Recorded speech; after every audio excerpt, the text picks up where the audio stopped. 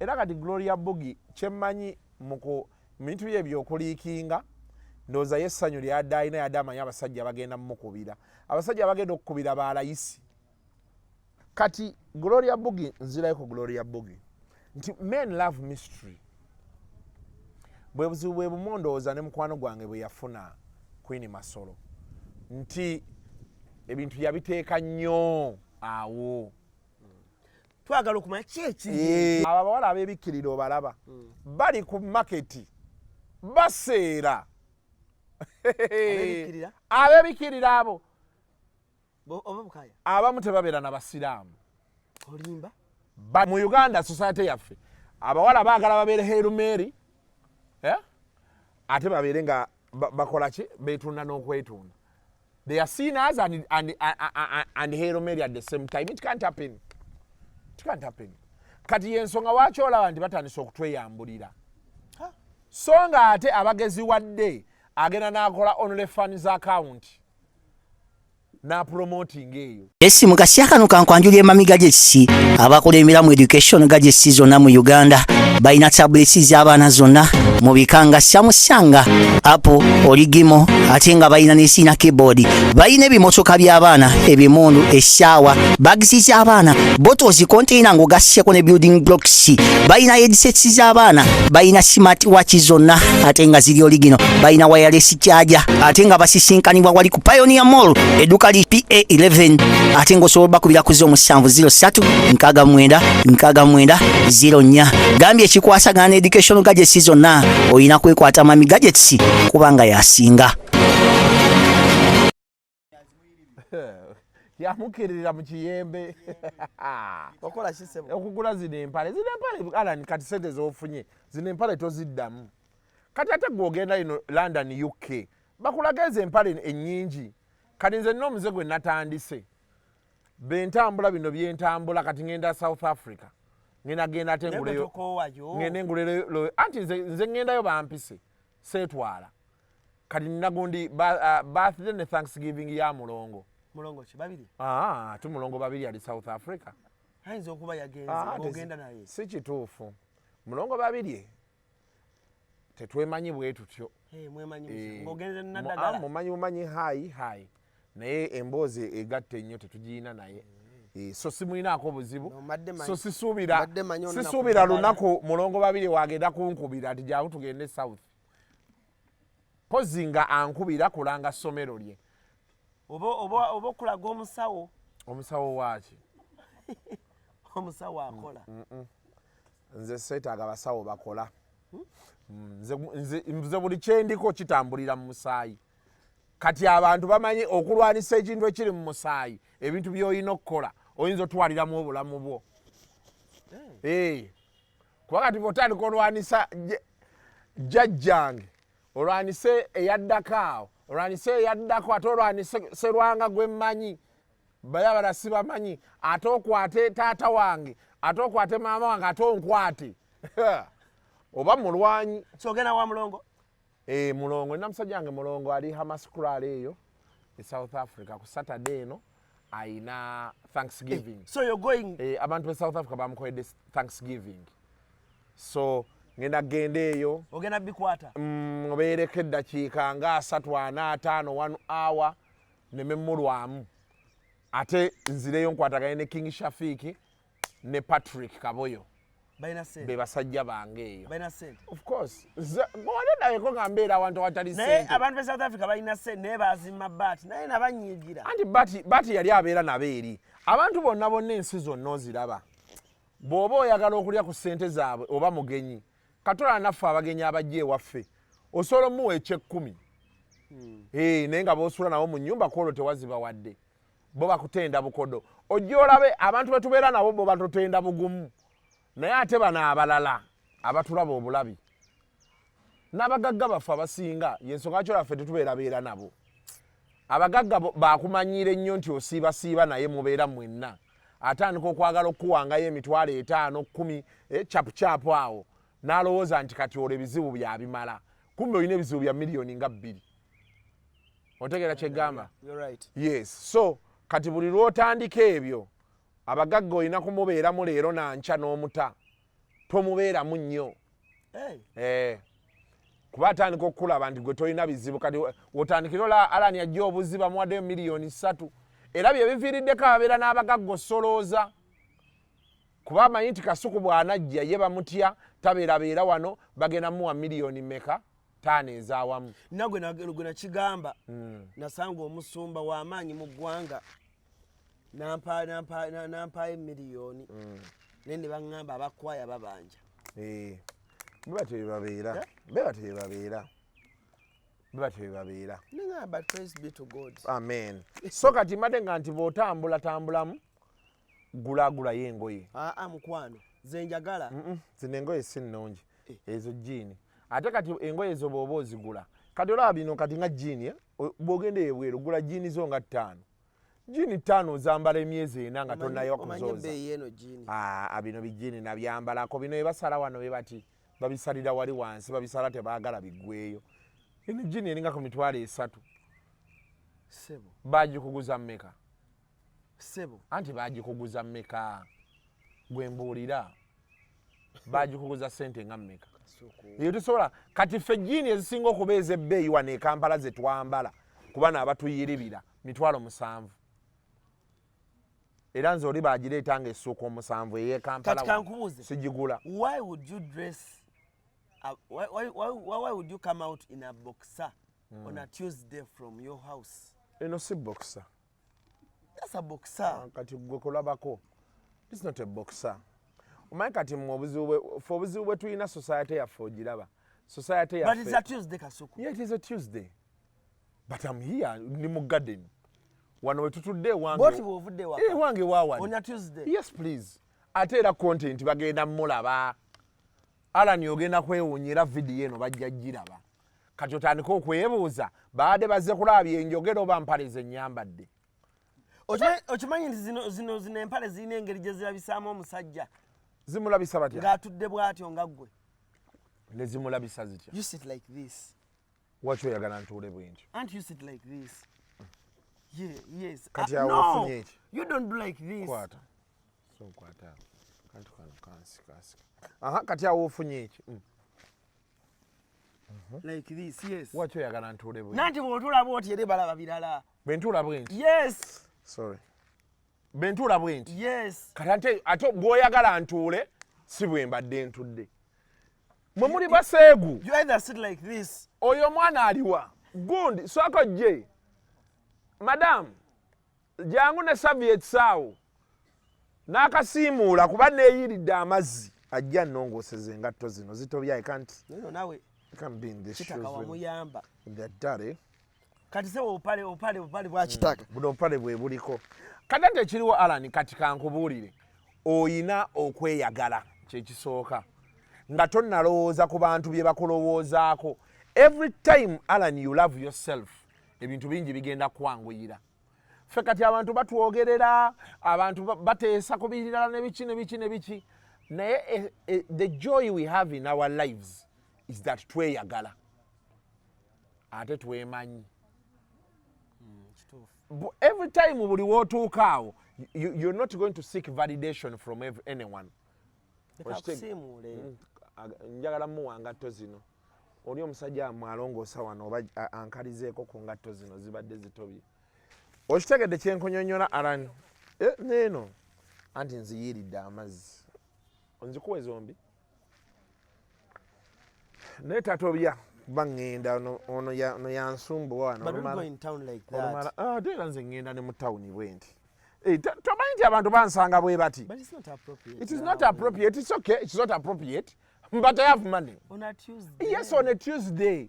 Kiringa oli kunsanga kuŋŋamba nti emmere ng'ogiridde ku ssaawa 6 olubuto lweggula ssaawa mmeka?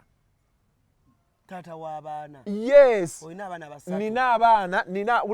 Nina abaana. Kati ssaawa eno bali ku ssomero. Omwana yenna ne bwe naakula, omwana yenna alirowooza nti ndabika bubi, simanyi njogedde bubi, nyambadde bubi, anzirize ssente zange. Anziriza amazzi gange yagende. Full stop. Omwana takkirizibwa wadde okwogera. ne Kasuku irako ine fuga bibambi anti mmwe mwagala abaana babalowooleze nze abaana bange mbawa freedom yonna gye beetaaga but simanyiirwa ate era sigambwako omwana tasobolera ddala kati ate n'abalina okuŋŋambako bateesa buteesa tubadde tulowooza oba kukuwenezze tewandiyambadde short ne munnyonnyola nti munnaye engeri gye sitalina nnyo bye ŋŋenda kukola ŋŋenda kubeera awo ne ba ALLANCRUZ tugenda kuba otusanze ne bashalom awo basheri tuli mu byaffe era bwe tugenda osiiba ate no interview beggwa bali lupazo bajja wano ba Bruno ke tujje tushutingeyo kye tukutte tunyumirwe obulamu tubugalewo tugende olunaku luggwe wano tusobola otutuulawo paka saa 9 gwa kiro nga muli wano nga tuli mu shoti zaffe beeziti ate olunaku ne luggwako ate nga ssente tuzikoze yes because tutunda content ffe tetutunda kulabika bulungi na kwambala no please yes era gye twetaaga olabikira obulungi otulaba kasita tuwulira nti kati tugenda ku nonivye tugenda ku mezo nga tujjayo engoye ate ezirabika obulungi ate naye era tusobola osalawo ne tutazijjaayo ate cupa ne zijja ate era oluseke ne tulukuba ye bannaye nalabye ababadde banyiigira ku luseke katonda yakola abantu abaavu bannaye someone is giving me $300 tuli mu happy is giving me, yes someone is giving me $300 echupa zibikuka zimoweti simazi baada vazivi waliwo kigundi kishampagne wachita vazivi oba biki zi Doni Julio si John Julio Doni Julio milioni 7 echupa emu tuli awo tuzinywa an idiot is saying banaye Kasuku era anzo obulamu bwange banaye njagala kuba mbakasuku kale omwana akuwera atya sente mu kamera yabadde aziwanze omwana yes ani omwana mbushira mwana sente ya dazi wanze Kasuku bajja zikulangira abagena langira nze ate lwe bakulangira enkoko bagirangira nze gwe walaba njizeemu enkoko gye bannangira enkoko najirya nenjirya nenjikuta nenjipama ne bagamba yes kati gwe bongamba nti kati zino audience za njawulo zisinga kyogaa byenjogera bisinga bali ba chicken boleeta yo manyi nti chicken twamugoba mwamugobiraki yawayiriza Shalom yamuwayiriza mbu yasomera sima ya kumuteesa Shalom nagamba tumuzire nedda chicken yaŋŋamba Shalom yaterekanga ebyokulya bye ndowooza olaba era nga mulindira bweru wa kirasi lecture bwe ziggwa n'agamba baaba ebyange kati chicken yasomera kumuteesa yasomera ku Buganda Royo ndowooza okiraba bali awo bonna baana bamuteesa kati tulina kye twakoze eno tiimu kyanja eriko Kasuku Ntambi Shalom Lirupazo Bruno K okitegeera Neroni Julius Dumba Conrad Sabwe tiimu yeno omu bw'omunyiiza ffenna nga tukozira chicken twamugobya tasobola adde okusala kuli ku bitaala ekisaasi twataddewo ne tumuwulirako buwulizi nti kati olusu lwe luzze tulina be twataddewo ate no chicken yaŋŋamba mu ntondo za Shalom n'ebyo byonna byayogera bituufu kale gweddaawo chicken twamuta ka Shalom yasomerawo watuufu Makerere University Kampala ate ku muteesa yali akolayo alako oba yali azuumirayo naye gwe omanyi nti edda abaana baatuukanga ng'omwana wa senior 6 bamusanga atudde mu senior 5 ng'alinayo omuwala gwaswamyeyo kiraasi no n'agivugira ddala omwo kati ba obi we beeyongera okuvaayo abaani singa ba obi ba Shalom bavaayo aba obi ba Shalom bali Makerere University Kampala transcript yagindaga gye yasomera ate ekyokulala abantu bagamba nnyo nti Shalom tayogera kasomero ke yasomerako ka ku kyalo akasomero ko ku kyalo nako kalinye profile kati gwe piyala wa Shalom nze nange nina ebifo ebimu mu bulamu nga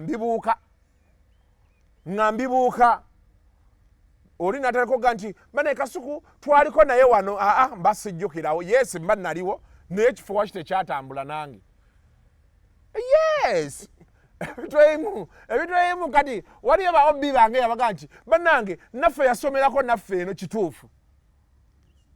Naye temukyuka. Tebakyuka. Nga Miki bwe yagamba nti wali toyagala naaba. Miki muveeko. Ye yali tayagala kunaaba. Kasuku. Bina serious wali toyagala kunaaba. Naye kyekunyonyodde okitegedde bulungi. Okitegedde? So kati abantu babeereyo omanyi mu Uganda wano olabawo tulina society yaffe. Oli ndogera nti wasomera mukasome kati ojja nagamba nti bannange Sheri twali naye wano kati Sheri yagenda mu maaso gw'okyaliwo oyina otambula ne Sheri. Sheri Sheri gwe walaba lulinga kiyenje gwe tosobodde tambulira ku peesi kwatambulira nze nange mba sikumanyi nkuyitako by the way nze nkuleka. Era nze nina abantu bangi ng'oli ambuuza Isaac Oliota simuddamu. Lwaki? Kuba sikumanyi. I don't know you. Ate bwe mba nkumanyi bw'oba tewa progressinga. Kwanze kati nkubuulirako nina ba OB ba OG obasanga ng'ate ggwe kiyenje. Kasuku nga mwe mulaba ndi w'amaanyi nina ba OB ne ba OG nga bakoze. Va kuba n'abali mu bitongole simanyi nkolera mu UNOCO simanyi internal affairs waawo baveeko waliwo abayiri ba street nga ffe ng'opaakinga eri V8 naye n'apaakinga formatic wano oba Bluetech ne muyingira nga gwe ekifo kye muyingiddemu gwe oyina nduulu. Kasuku nga gwe kati kyoyongerako awo. Omanyi abantu lino bategeeza olusandu abamu batunyiigira naye bw'onookola erinnya n'obeera nga gwe Kasuku gwe ALLANCRUZ ojja tegeera impact ya bino ebintu ebimu nti waliwo abantu abamu abagenda mu bifo nga ne ssente ze zonna z'alina teri ayagala mumanya. Ng'ama ate bannaye kambabuulireko abantu kambabuulireko waliwo abantu kye batamanyi tewali kintu kiruma mu bulamu bwansi eno nga kuba na ssente atalina ssente n'akulyako sho. Ekintu ekyo kibi nnyo. Kibaluma. Kyajibola weesunangako nti gwe ALLANCRUZ oyina w'oyingira ne bagamba Allan wuyaze. Nze kati ebifo ebimu ŋŋendawo ne bebeera banka n'enkolovu nembeera katiyasi n'ensimba layini ogenda bagamba Mr. Kasuku please come buli omu n'akyuka ne bagamba naye Kasuku tusanyusa okulaba ku layini wano oloba kuleka oyitewo nedda Kasuku tewali buzibu gwe genda twagala ogenda otuweereza ebyekisiru. Sebo oweereza bya kisiru be bagamba ng'ate nze nda ndi serious oba serious bwe ndiko sibulabangako ng'olina Shalom. We are educating the nation. Negwe, why do you play that game of how do they call it? Otula mu show Shalom ne Franka ne balumba. Annange temuteeka mu bintu byammwe. Auntie ekiriwo. I'm going to say, by the way, why do I know you? Yes, auntie intention yange uliriza. Intention yange. Kasuku, people are tired of that flare. Abakoowe. People are tired of that flare. Abakoowe. Abantu, people are complaining. When Kasuku sits in the show and someone starts, Kasuku, wait, ekyo kiruuko ekyo kyotadde kati kyoteekako. Kasuku, when someone is talking about someone, nolagoga bambi nkubuulire. Tonteeka mu bintu byo. Ate Allan nze masaagala bibaamu. You see you people, there is something you don't know, Allan. Me am a very honest man. Simple and honest. Nze nkugambirawo nti saagala bibaamu. Kubanga saagala gwogambe nti nze nabibaddemu. Lwaki tobisalamu? No, but this content. So, kati tuddeyo wali we mbadde nkunyonnyola. Nze sirina buzibu nze nkubuulirirawo. Nze Allan, the first thing I embraced is this. Because I talk about people, I expect to be talked about. That is why I told you nti bw'okeera ku makya ne weeyagala nga ggwe. The first line of defense we all have in this lifetime is to love ourselves. In fact, waliwo wolina otuuka ne weeyagala n'okusinga abaana bo. Otegera kyenkunyonnyola. Yes, because abaana bo era bali ku ggwe. Kati olina okusooka gwe wennyini ne weeyagala ne weeteeka mu a very healthy mental state. otegera kyenkunyonnyola kati ebisigadde bigenda kusanga busanzi kati ensanga gye bikusanzeemu you make an assessment. Does it make sense? Doesn't it? Bino ebintu bye tulimu bino obiraba. Nze nina ebintu bye njagala okuvumirira. Nga bingi. Nga bolaba abaana abavuma abantu ku social media, abo abantu abalina negative energy ebyani ebyo. Njagala nnyo bivumirira. Unfortunately nabikola. Okitegeera. Kati siina moral authority. Ate mukubivaako tewali yaŋŋamba nti biveeko. Tewali. Tewali akubulirira. Nakati nkyasobola obikola. But I choose to say kati mbifunamu ekisaawa eno buli kyenkola njagala kati kukola kintu nga nkifunamu ssente. Njagala ngwe n'ekintu nti Kasuku baamukutte n'enjaga eri waafi $100 million ekyo nja kugwa nakyo. Ebintu bye njagala otambula nabyo kati njawulira bintu birimu ssente. Sikyayagala nnyo kati bintu bino birala bidistractinga okitegeera. Kuba olaba Alan ngenda kugamba ffe twalwananga entalo nabo baliyita Kaggwa banyawo bonna ne Franka yennyini Gashumba twetwalanga ku intaneti okwo nakuba live ya Facebook naffe ne tugikuba ne tugendana okitegeera ne tutuuka mu myaka otula wansi n'ogamba kati nenfunamu ki. Because the challenge with those things is you get stressed. Oyina okunoonya ku muntu information then otandika omwogera okitegeera then ofune abatakuwagira ate waliyo abakuwagira abakusudiya ogenda omaliza ng'oyingidde n'entalo ezitali zizo waliwo atayagala Alani ate atandisa okuwa bwino kale ate oli gwokuba agenda olaba ate olutalo olujje ku principal kye mwabaddeko waliwo ate abakufiidinga ate naye n'alivaasinga kyekimu otegeera awo wonna ffe twabeeranga mu ntalo nga mulukuba wiiki namba naye kati ogenda n'otuulamu n'ogamba bw'oba okyagayina amaanyi it is okay bw'oba togayina n'otuula n'ogamba bwe nzija ku Switzerland nga wano we tuli I buy a bottle of champagne nenjinywa ngenyooga bulungi nenzika mu mwoyo benti I go back home I find my children they say daddy is back bogera luzungu n'oluganda kati bampeereza message ne baŋŋamba eggulo daddy please come back early we want to play with you yes era saawa zagenza oyingira 3 nga ndi waka 3 oba okedde sebo zansanze waka saawa 3 oba okedde waka sebo ne tubaira awo balaba Sponge Bob balina obwo obugundi obeerako ku YouTube buzina eri nga nabo bazina ne bagamba nawe jangu ozina webaka wansi ne bakukukirako bekiba kyetaagisa they are my children oba okitegeera nembeera waawo nabo biki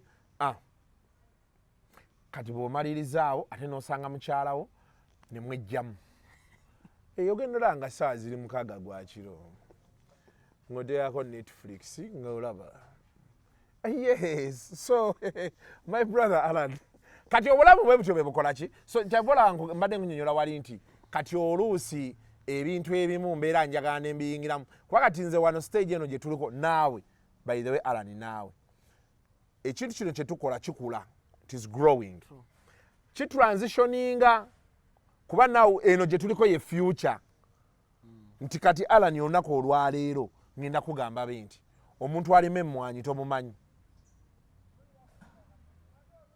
omuntu alima emmwanyi tomumanyi if you are earning for example $5,000 a month from YouTube omuntu alima emmwanyi alinde emyezi 6 afune miliyoni meka tomumanyi ne waliwo abazima ku large scale anti aba large scale era naffe tulagenda YouTube ku large scale era we shall be as competitive but I'm telling you today omuntu alima emmwanyi omuntu osoma abo ndi abasinga kati tuli mu phase a transitioninga okuva mu small scale a digital company to moving into medium oba large scale kuba Daisy yatuyingiridde kati olina otuula wansi nze kati for example juzi nadde ku birthday ya Honorable Nyombi Tembo abantu bena sisinkanyeeyo leero mbadde awo nga nshooting naye nga nvaawo nga honorable ankubidde honorable minister ani sijja mwogera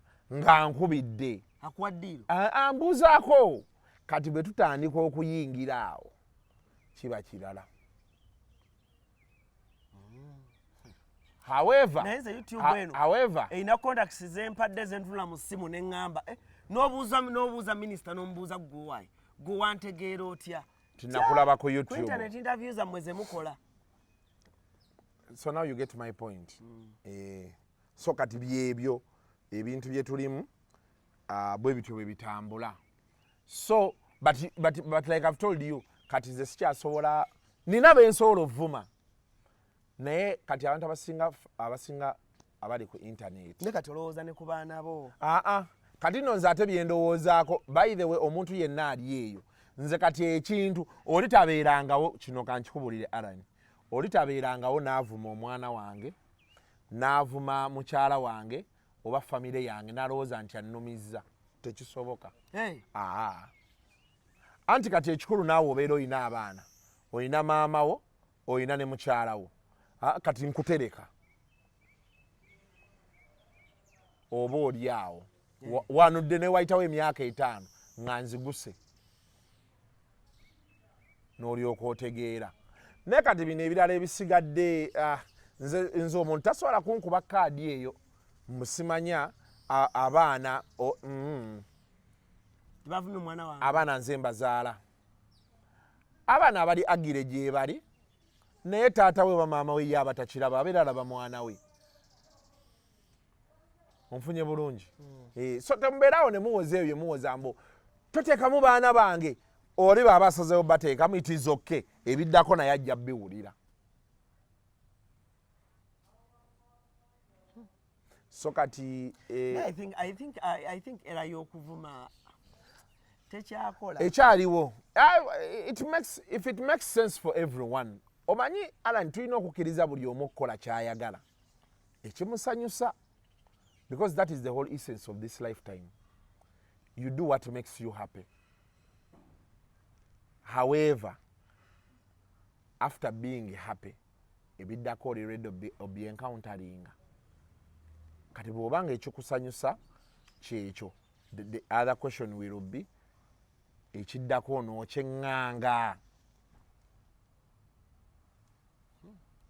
Nenze ate abantu abaliko ku benda baabo mbalaba abantu beetwalira ddala ennaku zino but gibeera mirembe kati fejjaffe gyali gya Facebook kati abantu bali ku TikTok kati ate wajja kujjawo app endala ate nayo bagikozese. People let us allow people to enjoy. Anti basukka tewali yasusse omuntu yenna baaba asusse oli ajja mutwala mu kkooti oba ajja muloga bwana aba asusse abantu tubaleke banyumirwe but most importantly you love yourself. Kasita oneeyagala the power in okweyagala bye bino byolaba byendimu.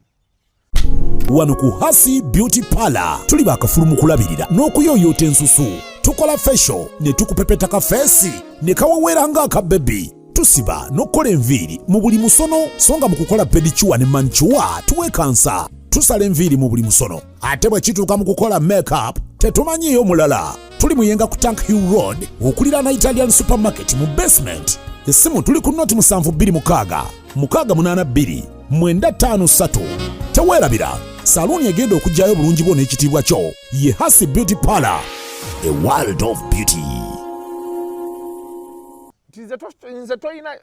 The only time I will listen to people who tell me that I should not put on shorts on a Tuesday is when I don't have money. Otegera kyenkunyonyo Alan. Yes, because I'm here looking for money nakati ndi mukunonya sente nkola nawe. Yes, kati olita sola kunyinyonnyola nti toikirizibwa kwambala short ku lwakubiri nga nonya sente. You can't tell me how I dress when I'm looking for money unless I'm doing your job.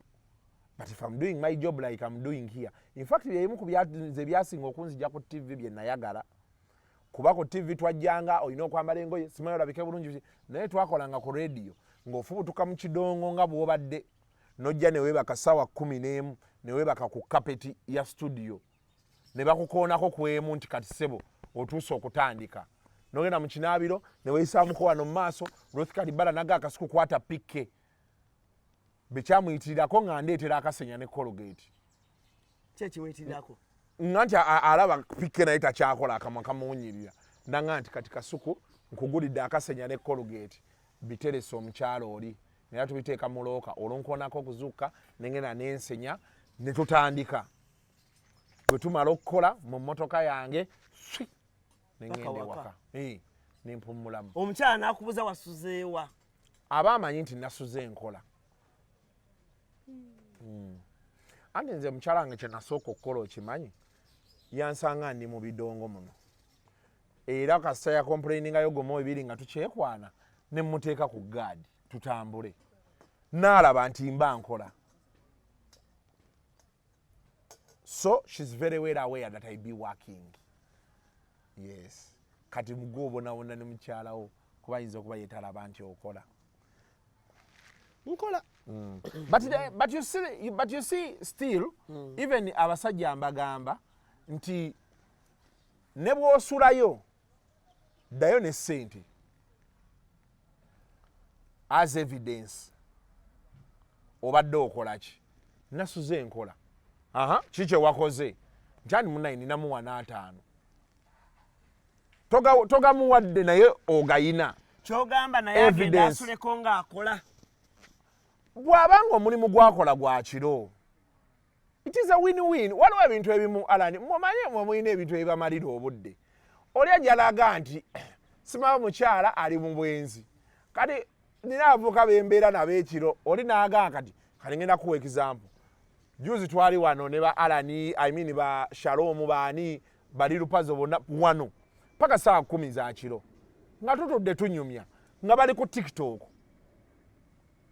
ne bamuwa sima ebiwologoma ne bamuwa biki yagenda okebera aningize sima nga afunye milioni oba zali milioni 3 zali milioni mekaze yali afunye zali 3 zali 3 now is working tewaliwo na mukazi n'ogo nomu naye kati mukyala wo ye abeera eka n'agamba ali eyo ali mu bakazi biki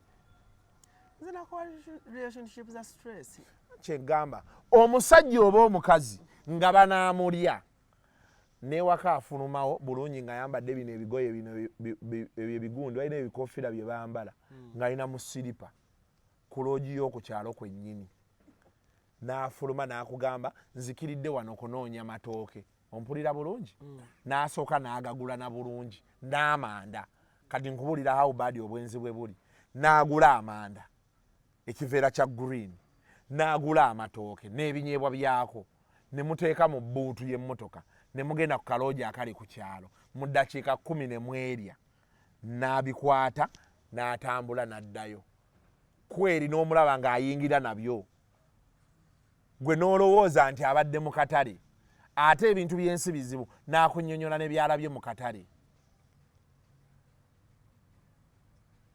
ontegedde bulungi so kati ebyo ebyo ebyokweyendako simaya biki the only joy you have to have omukyala bakeera ku makya n'omukwata ng'agenda omusajja bakeera ku makya ne bakwata naawe ng'okola ki ng'ogenda nga we mutuuse teweerumyanga mutwe nakkuuma mukazi teweerumyanga omutwe nakkuuma musajja iye kituufu ebisigadde ojjagenda wange obulamu bukwanguyira bw'ofunamu akasenteko mukyala wo mugambe tugende mugenda nga muwumulamu kye muwumudde bw'aba alaba nti ekyo tekimala n'asalawo ayende ng'agenda ne gy'akoze eki tokikkirizanga n'omulundi n'ogumu omukazi bw'aba alina gy'ayagala okugenda agende bw'aba alina gye bamukayanira agende gye bamukayanira era tobeeranga waawo n'obeera intimidated musimaya omukyala simaya tugenda kukola beetuti simaya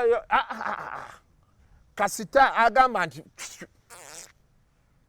ninagwe nakigamba mukwano gwange ne mugamba nange eyo gundi ngikozesa nnyo if someone wants to go let them go naye obwenzi buli mu kibuga wano nze ndaba obwenzi bannange naye ati munanga abawala bagamba mbu oba olina omusitopinga okusitopinga ani if someone wants to go nomugamba please don't go That's how you show nti omwagala. Ebyo anti kati ebyo birabo ebyo bya kisiro by'abawala bedda. You see Alan, when you omuntu yenna manyi waliyo kati abavubuka abatulaba. Bw'omala omuntu yenna kola ssente. Omusajja kola ssente. Omukazi baamu ne ssente. It is the only consolation you're going to have in this lifetime. Bino ebisigadde sima toyina maanyi ga kisajja, sima love, sima you don't know how to handle a woman, ebyo byogerwa baavu. Ebyo ebiwoozi nze sikyabibeeramu. No. It's for the poor people. Oh, sima omukazi tamanyi bwe bamuweeweeta, kasita ali anywa. Simply put, you're eating, you're drinking, and you bring. Please, we cannot be looking for money. Ate tunoonye n'amaanyi g'ekisajja. Tekisoboka. Benzija, bemandeese eddakiika zange 5, appreciate me. By the way, waliwo ebyo ebintu abamu abakazi bye boogera. Nga balina n'obikolako. Abasajja bedda omukazi be yalabanga nti omusajja amaanyi gakendedde. Nga she goes out of her way. Nagenda n'anoonya hubs. Oku enhancing omusajja ono oba okitegeera kati ffe abantu betuli nabo ennaku zino akulangira bulangizi nga bw'otamalaako. Abakyala bedda nga yannyonnyola omusajja n'amugaa nti mukwano tuteeredde wano tuli bulungi naye mbeera njagala n'entuulamu naawe. Omanyi waliwo ebintu ebimu abakazi baffe bye batumenyeramu nabo. Okomyewo leeti omukazi n'abumbujja n'ayomba. I can't handle that. I can't handle that. The man comes back late. It is upon you. Because you see, go wetunuulire. Kali n'omuntu akuleekaanira eyeekyangira. You wakulira mu kibuga wano from a very good family. Bazadde bakuweeredde in nice schools. Okitegeera. You go, you meet an idiot from a background you don't understand. Akubuuza akugamba mbu sima nava Kayunga. Twasomera mu bigere. Omusanze nga bwali kuba abasajja ennaku zino kisinza obabonyaabonya. We get pity. Noga nti ono yakulira mu nnaku osanga ye anaategeera. Bw'atuuka eka alabye ku washing machine, asuze mu apartment, TV tuli ku 75, buli kimu kitambula nga bwe yakibala, aye n'atandika okumanyiira. Nga ne waabwe g'oweerezaayo ssente. Akubuuza gy'ova n'atalowooza mu bwongo bwe. Nti omusajja ono gwe mbuuza bino ebibuuzo by'ekisiru nino bimubuuza bibeera bya kisiru. What you do is simple. Tewali kintu kimenya mutima gwa musajja nga mukyala mugamba bintu bino. Alani manyi nkwagala nnyo si kyo nti onjagala damu damu ng'omusajja naawe musajja ayagala mukyala we toleeta bya kisiru ebyo. Alani omanyi nkwagala nnyo olwo nakutte eno ku nkoona. Bebi omanyi nkwagala nnyo si kyo oba akusala enjala.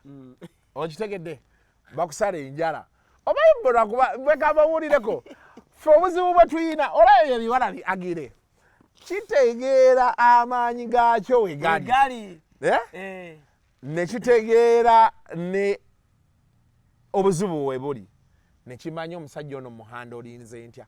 Kasita abantu banaayiga ebintu bino wama olaba sayidi kiiki ng'omupangisiriza ennyumba omukubira n'omugaa nti nzija ebintu bye basooka obutejjaako gaasi maseffuliya n'ebyokulya ebisookerwako n'amaggi gabaamu bulungi. Otegeka kyengamba olumugamba nti ndi wano nzija n'asooka n'asuulako waliwo ebyo ebigundi ebyo ebiringa tawulo kino kye basiba bwe bati nedda babyambala bibanga bitengi naye nga buleebera beebuti ebyo n'akasuulako ebbeeta eri mu kaleega eno temuliko kintu kyonna amabina gasagala busagazi beegati okiwulira bulungi n'asooka neyeetereza n'omusanga ali fresh ennyumba yona n'agitereeza olwo omugambye nti ntuuse wano in like 30 minutes ngenda kuba nkutuuseeko oluba okugiraba oti na juice najja okiwulira weebale n'atakubuuzaako ku mukyalawo n'omulundi n'ogwo nti omukyala ali atya ali no waliwo ababuuza bino ebibuuzo by'ekisiro ndowooza kiri eyo kalate waliwo akubuuza omukyala ali atya kansubira akuyisa bulungi tofaayo kati of course abasajja netutandika mukazi ali eyo anstressinga nti tewali buzibu nze kasita wendi wano tabad mouthings oli ali mu space ye yeyagadde yewadde emirembe wali kyembadde nkunyonyola kati n'alyoka ate aleeta ebyokulya fruits oba fruits oba ki kwegamba n'obeera abo ng'obulamu obulala n'alyoka agamba nti this movie I want you to watch ne weebakaabaka ekiro n'agamba nti munnaaye zukuka saagala bizibu genda eka kuba wagamba nti tosobola ssula bweru genda eka tunaalabagana eddi enkya n'ofubutuka awo nga ebirowoozo byonna omutima nga gukkakkanye otekyekigede byowulira nti saidi chiiki avuga Benz mukyala wewaka tomulaba saidi chiiki ku TikTok kyenkunyonyola nti avuga Benz omuntu n'agamba nti banaye abantu ne batya naye kati ffe obuzibu bwe tulina nti basaidi chiiki b'ennaku zino ayagala kuddukira mu mawulire akakasa ensi ayagala kujja akakasa omukyalo oli nti gyali kati problemu ne batamanya nti leverage gy'olina ku musajja ono kyekyokubeera nti mukyala we tamanyi nti okola ki oba nti wazaala. The moment the woman knows and the man makes peace with that woman, mukyala we omanyi ekisookerwako omukazi kyamugamba omwana muleete wano akulire wano olaba oviiriddemu awo olaba n'ennyumba bwe batagenda gisasula. Kati ogambye ab'ewaka bakola bintu ki? Nti ab'ewaka bo bayomba ovaawa naye kati omukyala wo ewaka nga ategeera akwagala toyomba na musajja osooka n'omugamba leeta nkusala enjala oba mutudde awo n'omuweeweetako eno ku mugongo n'omugamba ne katola kati nga bwe tuli wano are you having a good time nti yes oluusi kale gwe ogenda n'obeera eyo mu bbaala ne bakyaliibo ngaye tusobola okubeera wano you give someone a picture alaba abaana olaba kati abaana abo babeera baagala ne bakuyitaayita ddaddi biki you're taming someone tewali kintu kimenya mutima gwa musajja ng'ekyo nga buli kimu okikoze bulungi obugonvu bw'olujegere omulaba ali mu muudu awo anyumya neffe omuwala omukazi ayagala akugambeko bwoka sente zibuze mwe mubuliddwa sente temuva mu mabaala omusajja alitegeera anti ffe abasajja tulimu ne ekijja kijje kati kino kankikole kati katulabe kyanankola ate nga tolina kyojja mukola omukyala nga tolina kyojja kukola musajja ng'alinda lw'oli mugamba mu buntu bulamu nti bebi tubeerengako wano tubeere ewaka obeereko naffe ebyo ebintu simple put kati olaba nga kaliko ŋŋambye abaana bo bakubidde olaba statement eyo yes njagala okutegeeza ebintu bino omukyala omulungi obanga mukazi wo nga mulungi nga n'obwo nga amanyi okukola ebintu omukyala asobola okukikola in a soft way ye nayogera n'abaana n'abagamba you know what call daddy and tell daddy you want to come you're missing him let him come home ale we play kati abaana we bakuba ne bagamba daddy you come home gwomanyi eddoboozi ly'omwana we eriwulika mu matuwo ng'omwana agamba you come home nga mwana ngamba daddy you come home we play gwomanyi we eriwulika mu matu awo mba buli kyenkola ngenda kireka kuddayo kusanga mwana kati okitegedde naye nakubira nakuvumira ku ssimu. Who is that? Simanyi. No, they are idiots. They call you, you don't know their number, they call you over a million times. YouTube. Query. Your business. Yeah, it's this one, but you don't overdo it. Ate ogenda omukwata munnaye nga Kasuku byokola mbyagala nnyo munnange webali nnyo bayire ddala. Sikirinaako buzibu naye don't overcall me. What the assumption that I have to be attending to you alone is wrong. If I'm not picking, you force emintu gitutabukako. Esimu n'ogiteeka eri. kati olaba olunaku lw'eggulu twakoze interview nga 6 ejo yes aye ne tumaliriza nga tuli eyo Kasenge mu Mayirungi eyo Kasanje Busa bayitayo Kasanje wa omanyi twatuuseyo saa 11 nga togenze shootinga estate ya Mwami Kamoga Wakamoga property yadda ina estate y'empya eyo twatuuse mu kibuga ssaawa 3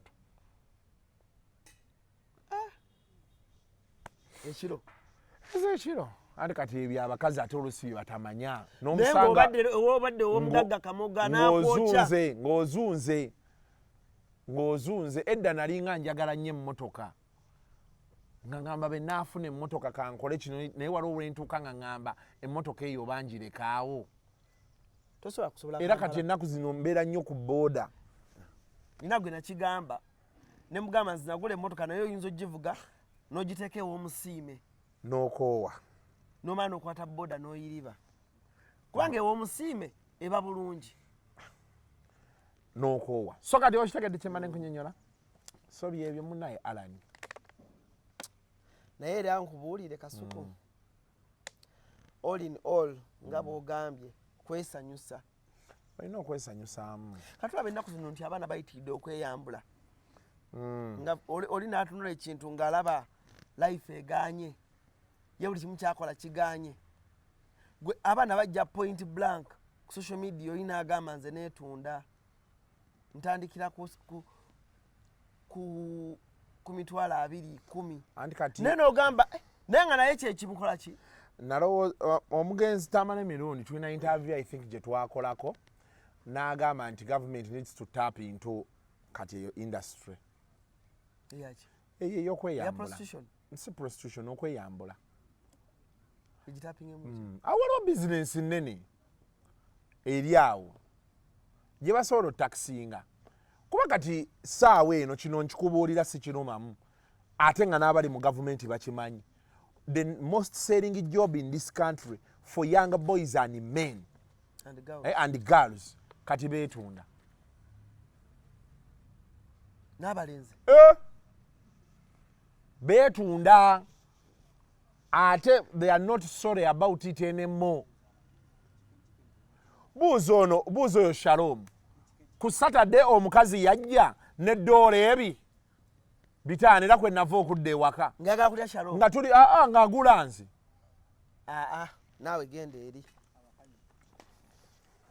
Kasuku nga bakugulako no problem Shalom ono mujjunyole bw'oba oyagala buuza Shira Gashumba $5 ekyankyankalanya n'enfuluma ebbaala eyo neno ng'omukazi gwe twogerako omumanyi kawala katini be kati kalinga bw'olaba Sheri oyo ye ng'agamba $5 biibino gwe tuula wano lya nnywa buli kyoyagala be tuva wano tugende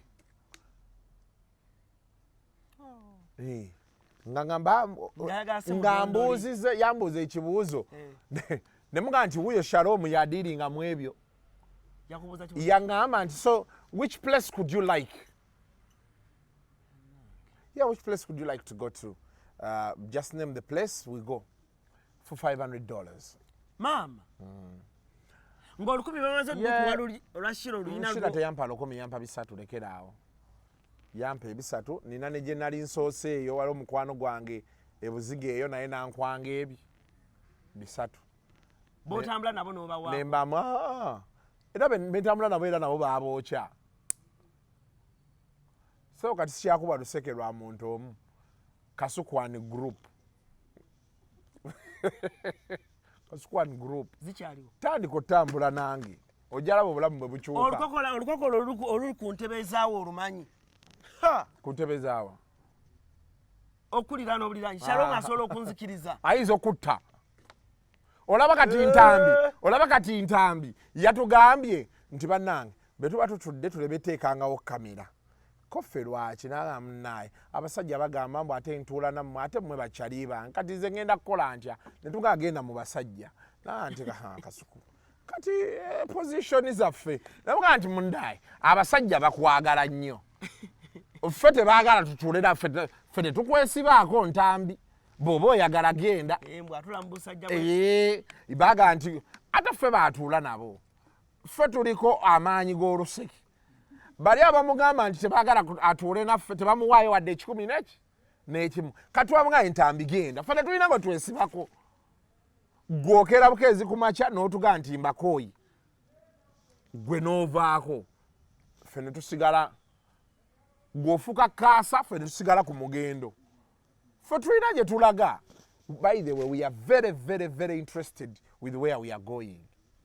Kati ntambi bwe buzibu bwe tukola ki naye nkunnyonnyodde nti omukazi yabadde antwala actually teyadde mukazi omuwala yabadde antwala ne ŋŋamba kanzire ewaka omanyi nze nina ekizibu kimu betandika olaba alaba ebintu nga ŋŋamba kanzire ewaka ewa madamu ewaka ewange ojja lowoozesa abantu nti bansuza sebu mukama wange ewange so kati omwana wamulese n'agenda n'ebitabo nze navuddewo lwaki bamuwadde shalom era nabalese ne shalom be bamanyi gye bamaliriza shalom ne chikeni egyo emirimu bagimala be bamanyi naye kati kyenkunyolera kiriba ekiti nti emirimu egisinga otambula kati mu bavubuka kati oyo shalom akubuulire omuwala senga wamulabyeko bwe yabadde afaanana yadde mulungi akubuulire wuuyo gwe muyite nze saagala njogerere wala gwe wuuyo muyite ajje wano akunnyonnyole jangu wano ebisigadde abikunnyonnyole oyinza olowooza nti nze nsudiya kati yakubuulire omwala mu kyotala $5 nga agula kasuku brown babe mu kyotala ate nga mwana muto nenegalya kuku n'agaana mwana nga avuga Benz bata GLE ngagalya kasuku avuga GLE Benz UBR kakuna agasha musagala kujogwa lwaki waguzanyenga gwo kumanje kwa gwera bwe yagenda nonyako so kati abantu abasinga kati emirimu egitambula mu kibuga ogitegedde abakuli okumpi balya bulungi bafunamu waliyo eyo abali eyo nga balaba luno olubuto lyessanyu lye bayina mu bulamu akati gwe wakana kati gwe wali ofunye yakugula wali ofunye yagala okugula ni idiot nze ndi wano n'olubuto lwange abantu bagamba tufiira ku ggwe so akwogera bintu bwebityo lekayo oba toyagala because kati mwetunda nze seetunda kyavola nkunnyonnyodde nti navuddewo. I saw myself, but what I'm telling you is this: the biggest money in this economy for the younger people kati saawa eno kwetunda ne bekabaka wala be kati kato buli mu mawulire wano bwakatandika ne kakugamba Kasuku aga gabayiraga asatu abadde atyo ono asatu omwana okwawulizaako negwe ndowooza osaagisa ensi abaana kati bali mu kwetunda era gavumenti erina okuvaayo nerabwetaapinga mu ssente ezo tutandike kati credit card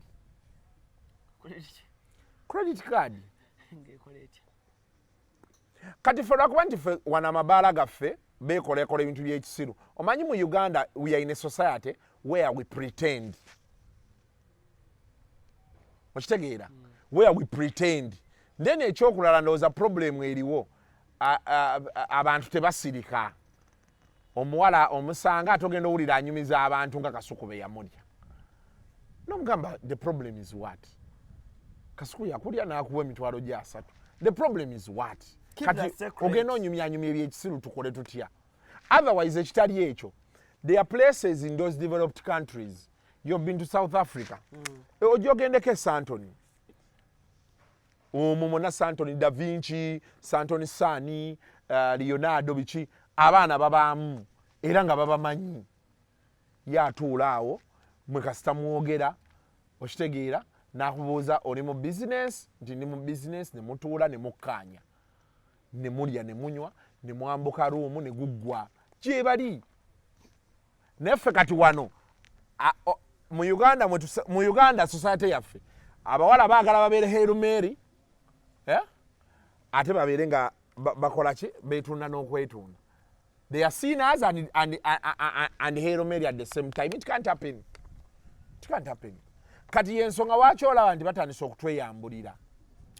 So nga ate abagezi wadde agenda n'akola OnlyFans account na promoting eyo. Esi mukasya kano kankwanjulya emamiga gy'ekisi abakola emiramu education ga gy'ekisi zonna mu Uganda balina tablets z'abaana zonna mu bikanga syamusanga apo oligimo ate nga balina n'esiina keyboard balina ebimotoka by'abaana ebimundu essaawa bagisi z'abaana bottles container ng'ogasseko ne building blocks balina headsets z'abaana balina smart watch zonna ate nga ziri oligino balina wireless charger ate nga basisinkanibwa wali ku Pioneer Mall eduka li PA11 ate ng'osobola bakubira ku 07069904 gambye ekikwasagana education gadgets zonna oyina kwekwata mami gadgets kubanga yasinga.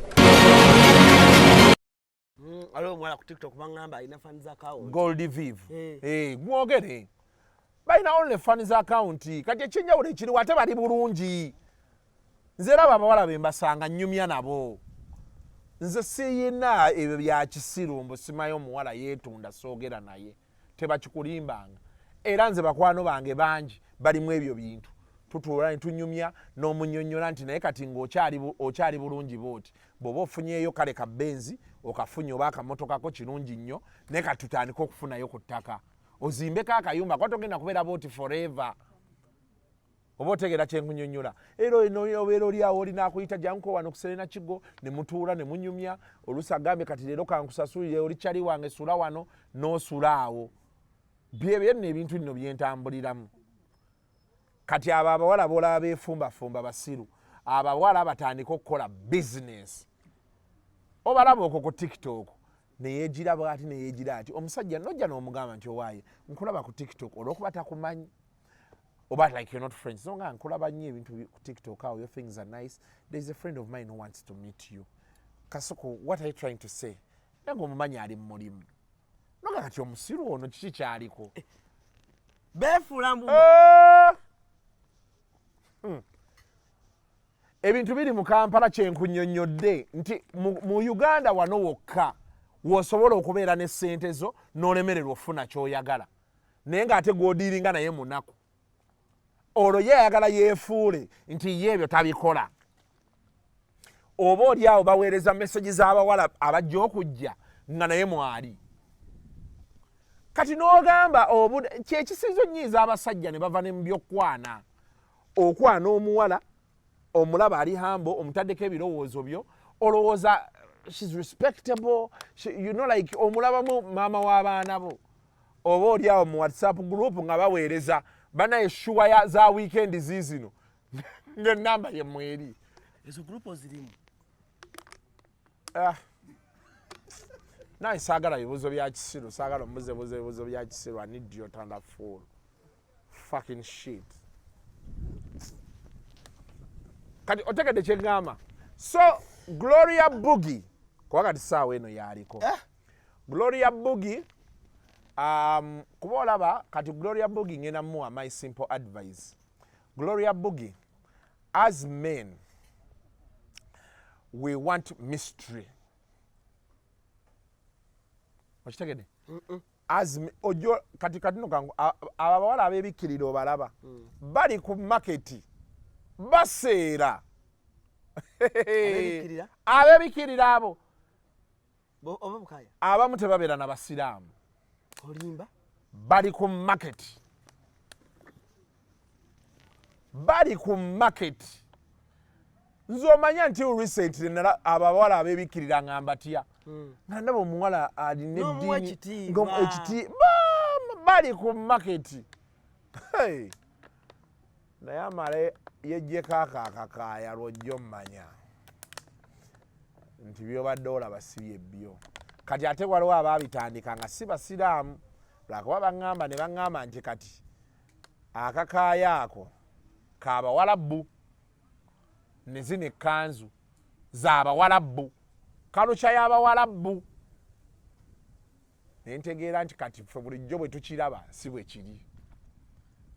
kati Gloria Bugi nzirayeko Gloria Bugi nti men love mystery bwe buzibu bwe bumondooza ne mukwano gwange bwe yafuna Queen Masolo nti ebintu yabiteeka nnyo awo twagala okumanya kyekiri amani kiwala ekyo kiri biki obeera ng'oteebereza kati gwe tunuulira nnyo abo abawala boolaba abo abavuga ezo emmotoka ez'akabi biki biki olabe n'ennyambala gye bambalamu wano ku snap babeera balaga obuntu obwo they leave your imagination biki bwe basanga mu actual life balalamu oyinza omugwako nolowooza CEO wa company ng'ayogera kati eyo mystery abasajja gye basinga okwagala era kati Gloria Bugi kyemmanyi mu bintu bye by'okuliikinga ndowooza ye essanyu lyadde alina yadde amanyi abasajja bagenda mumukubira abasajja bagenda okukubira balayisi balayisi be bagenda omukubira abasajja ab'essente entini si ssente entini naye nga layisi abasajja abali rough abaga nti nze ŋŋenda kirya nveewo manyi tulina abasajja abo kavidiyo wakalabye nakalabye kyekyasinza okunyumira tewali kyannyumiddemu by the way me I get very disappointed buli wendaba omuwala nga yeeyambudde ebyo ku internet I don't like those things because me I think a woman is supposed to alina okubeerawo awo omuwala ng'agenda kubba akubba olaba muwala alabika bulungi bw'otuula naye n'oyogera naye nga olaba enjogera gy'ayogera mutasabukasabuka nga you know nga waliwo omuwala ng'omulala there is a mystery about her walaba omuwala gwe nakyaza eyazina ne yalevi wamulaba namulaba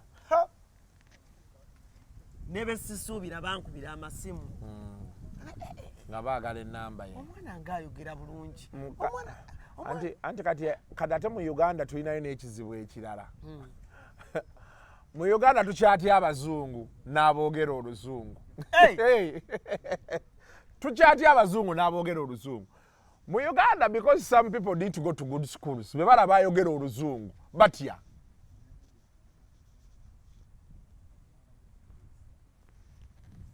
okitegera kyeggamba yensonga waki olaba nti waliwo abantu abamu abalowooza kati for example Nyamutoro is beautiful boyfriend we alina kye yamulabako kyalaba okitegeera then you find someone saying nti wulira omukyala bw'ayogera oluzungu banaye omukyala omugeze nnyo so speaking English is also a quality no look at her, she's beautiful. Yes. She's natural. Okitegeera.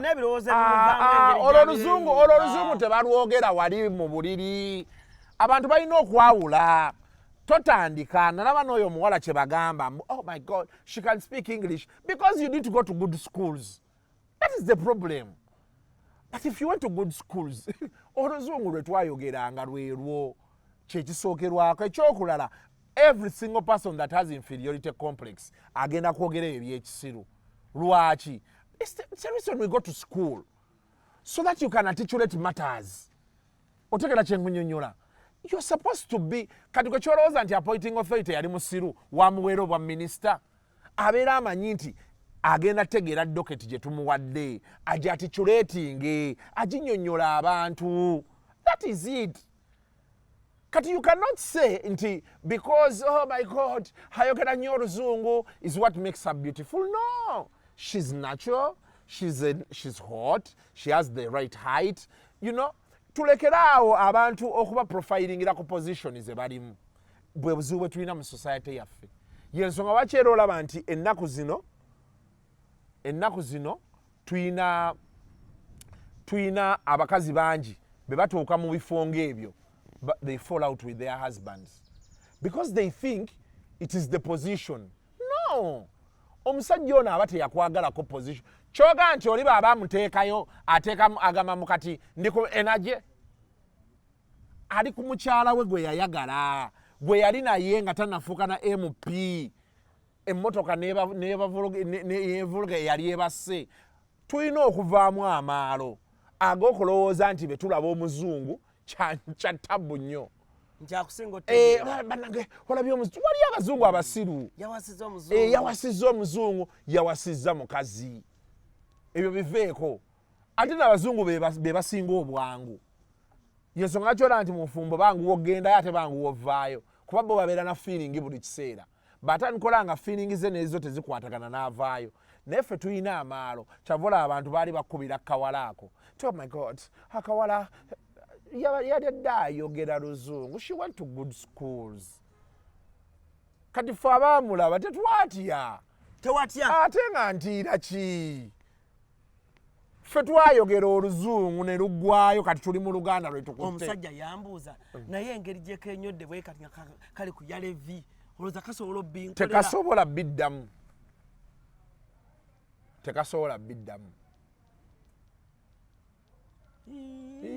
Kati kyogamba Gloria Bugi ke yakoze. Takusobola biddamu ebyo. Nga muli wali akuli waggulu. Tasobola muganda wange. Waya kintu kirala nnyo. Tekikiriza ebyo byonna bya kisiru. But what those people said is imagination. Nolowooza nti kati. Kyavola most people bakomawo bali disappointed kuba abeera asuubira nti omuwala oyo bye yakozaawo ate byagenda okukola ng'ate amuli munda, which can't happen. Kati future ya Gloria Bugi eri etya? It is as bleak as it gets. Era kati concentration ya Gloria Bugi erina kubeeramu ebyo bye yakoze. Tavaawo abeeraawo. Atwa music. Banchawa ba. Yeah, but oluyimba lwo lubadde lulungi. Simanyi one maybe tebaluteekako a lot of promotion. Ekyokulala ate manager we mukwano gwange. Kati sitegeera kyamutuusa. Nno yaŋŋamba nga nakamala okukola interview ye. Dictator Maka nankubira naŋŋamba Alan. Nze nno interview z'ono omwana mulabye. Naye ono omwana tali kkiriya. Omuwala like you're from the word go yali mukozi wa town. From the word go. Era Dictator Maka naŋŋamba ebinaddako byonna. She was a town dwera. Naye kati anti obuzibu bwe tulina kyeki kyenkunnyonnyodde nti abawala baffe abasinga bwe batyo. Bonna abasinga nze mbadde mu music industry eno. I have live stories that I cannot tell you here. Naye nga omuntu bentuula naye one on one. Tukinyumya. Beyale are there people who survive nga temuliimu nnyo ebyo. Abakyala. Ate kati ennaku zino kati n'abasajja beyale can they survive nga temuli bintu ebyo. Olimba. Nkugambye. Mundongo sijui baserebo simaya baani. Tewali asobola kubeerawo nga talina backing ya mukazi. Bali abayimba gospel. Abayimba gospel bavungisizzaabo aba gospel. Nze nkubuulira. Mmwe mubalaba wano. Yensonga lwaki nkugambye wali mu kutandika nti ebintu ebimu sikyabikomentingako oba entalo ezimu sikyazigendako lwaki? Kuba kati gwe ebintu w'obirabira nange wembirabira wanjawulo. Kati tugenda kukaayananga tetukayanira ku same page. Nze nyinza okuba ndi ku life experience, real life experience, gw'oli ku imagination. And we are going to argue which won't make sense. So kati government tulina gitegeeza nti erina okuvaayo n'eraba engeri gy'eregulatingamu omulimu ogwo. Ye esobola okumanya. Kati ng'omuntu bw'asasula taxes. Anti kati nkubulirayo ekintu kimu. Omanyi app ezo gavumenti esobola osalawo nega nti buli muntu alimu ogwo omulimu genda ku app. Gavumenti nga yo wano teraga nti kiririgo. Omanyi gavumenti yeefuna bw'ebizannya nga etteeka balireese kati olaba etteeka geno sobe bulungi etteeka ly'ebisiyaga naddala lino lye baamendinga likkiriza terikkiriza kati kisinziira ku gwe how you interpret it. Naye we bakwata era waliyo ne bebakwata ne bavaayo. Nga benkunnyonnyodde ffe abantu baffe information n'okutya. Alan leero bakubira nti jangu ku poliisi ogenda gaana ogenda ku poliisi. Naye ng'ate abasajja gye bali abasiba ku poliisi n'agamba omusirikale nti my friend etteeka si bwe ligamba. Ate omusirikale era n'akitegeera. Onfuna bulungi. Kati ffe mu Uganda we don't read. When we read, we don't read to understand. We read to reply. It's the same as listening. We don't listen to understand. We listen to reply. The moment you go and you open, teriteeka likolebwa mu nsi okuggyako nga alikoze authoritarian. Etteeka lyonna lyonna erikolebwa mu nsi libaamu loopholes. Tulina anti-corruption court ne anti-corruption act oba biki oba ebityo. You should be asking yourself, why do most people abali mu government nga government ekyakulinamu interest, corruption charges bezijja kuggwe, why do you walk away? Because there are loopholes that they exploit. So netteeka eryo berijja basobola osala nti business eyo kati ebeere ku app, basobola gimonitaringira ne balyoka bakola embeera egamba nti singa tukusanga mu kintu ekyo. Kati gwe kyogamba Gloria taddamu kuyimba. Ayimbe Oba alokoke. atasobola tasobola. Gloria kati munoonyi wa ssente tasobola lokoka. Habest abadde anoonya ssente era naye si mu music ebadde platform emutunda. Manyi music yono omulaba, by the way abantu abali abaagala okugenda ebweru,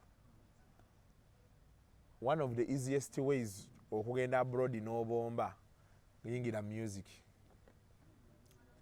Yimba. Andi music talina watakutuusa. Era nagamba mu kolumu ne ŋŋamba banyimbe. Naye Kasuku singa oli wa kuyimba. Senga nayimba dda. Style ki?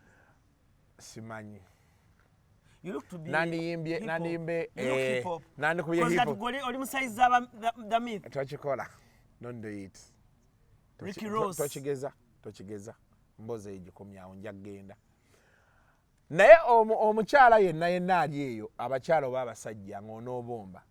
Kati bw'onooba onoobomba mu 2026 tandika oyimba omwaka guno. Gulawo YouTube yimba. Gwe beerawo okole ennyimba zo ezi 5. Tewali muntu asinga profile nnungi nga muyimbi. Anti bo bagendera ku work permit. They are creatives.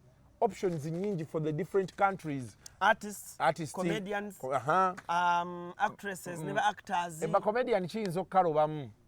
Naye kugambye nti actress. Ojja kufuna mangu.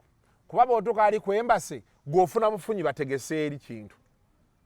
Nga bakuweereza invitation oba permit. Osobola n'ogyesasulira gwe wennyini. Bakuweereza wano nga ogenda ku embassy wali kasita ba searching nga ne balaba. What name do you use? YouTube nga balaba. Oli mu 500k views, 1 million views. Era tosobola kudduka mu nsi yo. Ng'otandika tambula nsi nga bw'olabye.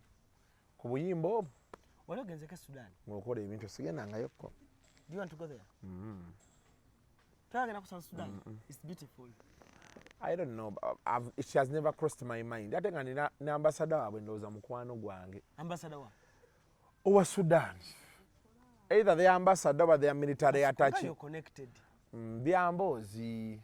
Byamboozi. Bonna tubeera nabo nga banyumya mboozi. Nga tebalina kye bakuwaayo. Twaye ono omusajja yaani Sudaani wano kandabe. Wuuyo. Moses Makalu. Naye kati siina kye njagalayo. Yali aŋŋamba n'ebiseera eyo munoonyeze leediyo. Naye nga ŋŋamba kati kati sente, how does it work biki? Kati nze neewala nnyo erinnya lyange okwonoonekeramu ebya bizinesi. Omusajja akole bizinesi etandika oleeta losses. Ne munnyonnyola nti radio business kati eri very tough. Ate nga the cost of getting a frequency or starting it up oyinza oyingira biliyoni n'okusukkamu. Kati waliwo radio empya gye ndaba strugglinga. N'olyoka omala emyaka 10. Strugglingirira ddala kati. Abantu baagala visual radio. Ngenda tandika online radio. Online? Yanga website? Ngenda giteekamu app. Nga gwera abeerako. Kati nkyebuuza. Njatandika morning show nga njikola bwomu. Bwe naamala. oba olina okugattako oba Shalom morning show jukira eba ya vibe anti kati notegato Shalom notegaako oli Franka oba nze anti kati ekinde tubanga tukiwa vibe nedda gwe nawe oyagala nnyo okulyawe anti wuliriza saagala kulya nze kanaye kati nina direction ate gyengoba naye ng'osasula wuliriza nina direction ate gyengoba etali kino kye tukola bulijjo engeri gye njagala ogikolamu kati nkyagirowooza mu mutwe si ya luzungu ejja kuba mu Luganda naye nina ate concept gye njagala okukola endala nga bennyingira ministry nga njagala obulango bwa miliyoni 7 babumpa mwayo inotayiza kati goyinza olanga bya kisiru naye ng'ate bali mu agenda ya omanyi nina ekintu kye namaze n'enzuula oyina okutegeera nti njagala kgenda mu Coca-Cola erina obulango naye omwaka guno what is Coca-Cola's agenda oyinza olowooza nti gwe activatinga nnyo amasomero ng'omwaka ogwo Coca-Cola yagala tegenda yingira ssomero n'eri kati ate activation zaayo ziri ku YouTube newesanga olina okuggulawo YouTube channel onfunye oba ontegedde kati ne bana abakola olaba abantu abagaba ssente nnyingi olina okwebuuza nti what is their agenda. You tap into the agenda, you make money. Kiki kyenkunnyonnyodde nti oluusi tusobola oleekaana ennyo ku TikTok naye nga ssente toziyina and yet we need money. Meka nkubuuza ekibuuzo kimu nga tumaliriza. Large corporate companies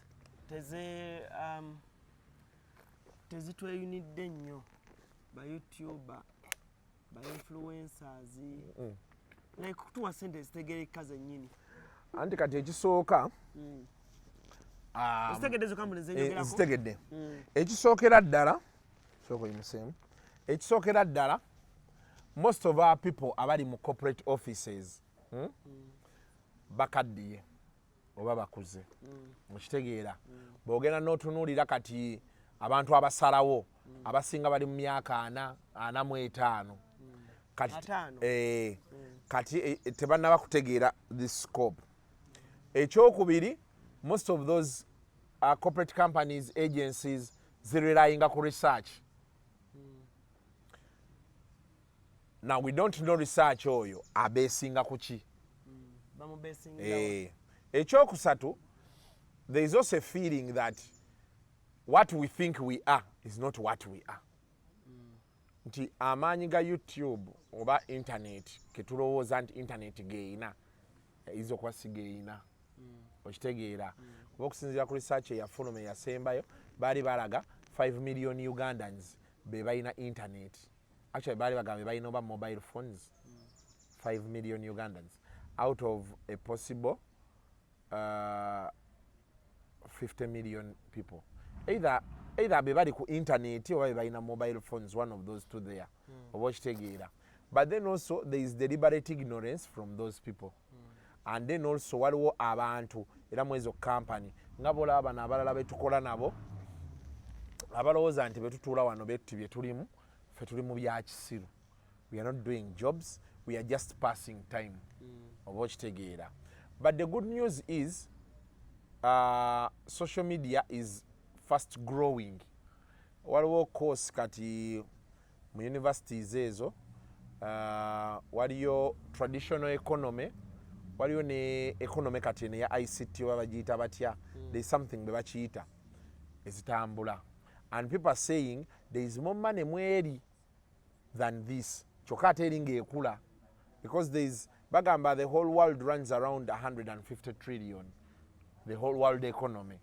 So traditional economy erabika erinako 80%, no 75 or 60%.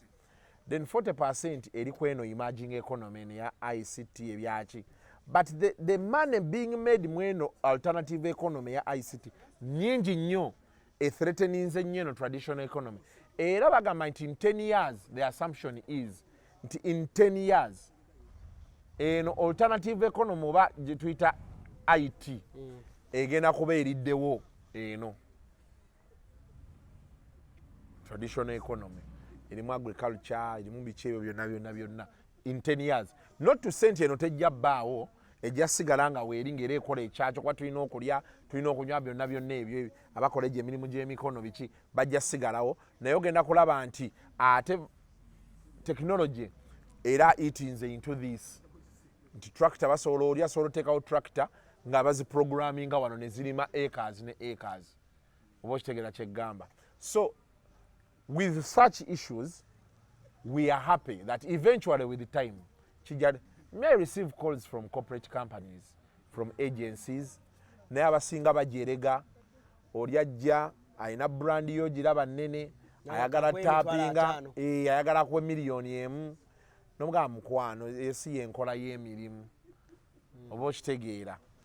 But then you understand from their side kuba omuntu ajja nagamba nti Kasuku radio twagiwadde miliyoni 2. It has a far reach, you know, I know those things. Why do you want us to give you 5 million? Now the only joy we can all have is eventually they will understand. Kubakati zino emboozi ze tunyumya the real life eziri ku bavubuka. The real life tetulina kyetunyumya nga kiri imaginative kyakivola abantu batwagala nnyo kuba oliba omunyumiza n'omunyonyole yabadde akugula naye najjukira nti waliwo eyamugulako naga naye Kasuku ndowooza Kasuku muntu waffe ategeera vibe zaffe because you're relating with them they know if it has happened to me it has happened to them. Gwanga, I was sitting there and I was imagining like telecom companies no guarantee Kasuku at your level at my level at Simo's level neba YouTubers kala abali mweyo category Kasuku twandibadde nga telecom companies zatwekwata dda because one tukozesa services ze batunda eri abavubuka 2 twandibadde nga Kasuku nga ekintu ekiyitibwa data mu makaago n'obulamu bwo nze ate ekyo sikyagala no sigamba nti babikuba bya bwereere but I'm saying as a package nga bijjirako as a package nti Kasuku tumuwa miliyoni 2 kati oba 10 miliyoni 2 oba 10 tetujja zifuna naye at least omuntu alina okuba nga wakiri aweebwa miliyoni 5 kuba miliyoni 10 sebo zikwata oziwa omuntu omanyize mbasanga nnyo eyo Kasuku you a big brand si kati Airtel ekupangisanga ekuwa miliyoni 5 nobugamba miliyoni 5 gwe zoyogerako ozimanyi abantu bameka be bazisasula oba okitegeera not to send tekisoboka but as an economy we are not yet there.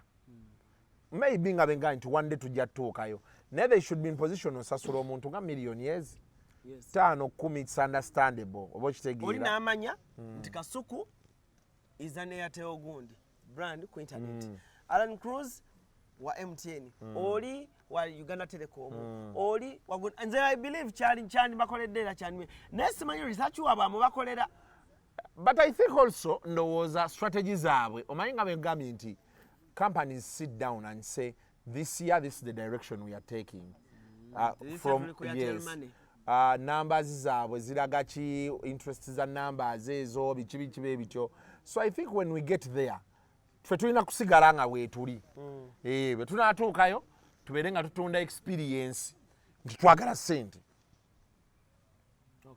because I've been here I have people following me pay me up so just you keep being around here bw'okufukamira osabasaba obulamu ate osigale ng'okyakola kino kyokola one day a company is going to call you and say Mr. ALLANCRUZ but and for, by the way surprisingly kati olaba companies ezo nga zishukura habo ezo zennanga shukura habo zani ezo shalom services kale yagadde buisewo but I'm saying people like Shukra these small scale companies I think maybe because they are not selling on large scale for them they maximize nti ogenda olaba obalanga oli omuntu najja ng'ali happy nnyo ng'ate ssente zaakuwa nnyingi nnyo zewandirowooza nti telecom ye yandibadde ekola ki ezikuwa ng'alaba the business is moving and it is working so ffe tusigale ku bano kubate n'ekirala bamanyiira abo bagenda kujja kuwa miliyoni 10 batandike Kasuku toyambala short why are you doing interview in shorts why are you talking like that